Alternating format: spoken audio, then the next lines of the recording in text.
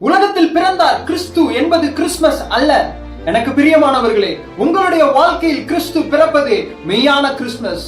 ஆம், வேதாகமம் சொல்லுகிறது, ஆதி மனிதனாகிய ஆதாம் கர்த்தருடைய வார்த்தைக்கு கீழ்ப்படியாதது நிமித்தம் பாவியானான். அவனுக்குள்ளாய் ஜனிப்பிக்கப்பட்ட முழு உலகமும் பாவத்திலே ஜனிப்பிக்கப்பட்டிருக்கிறது.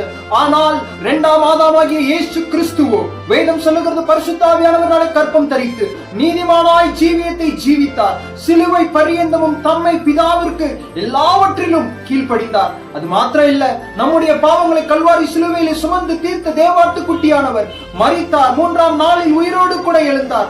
உயிர் தெளிந்த கிறிஸ்துவை விசுவாசிக்கிற நம்மில் ரோமர் 5ஆம் அதிகாரம் 17ஆம் வசனம், கிறிஸ்து நீதியை ஈவாய் தருகிறார். இந்த கிறிஸ்துமஸ் மாதத்துல நான் உங்களை பார்த்து சொல்லுகிறேன், கிறிஸ்து உங்களுடைய இல்லத்திலும் உள்ளத்திலும் ஜீவிக்க நீங்கள் இடம் கொடுக்கும் போது அவர் தம்முடைய நீதியை உங்க வாழ்க்கையில ஈவாய் தருகிறார்.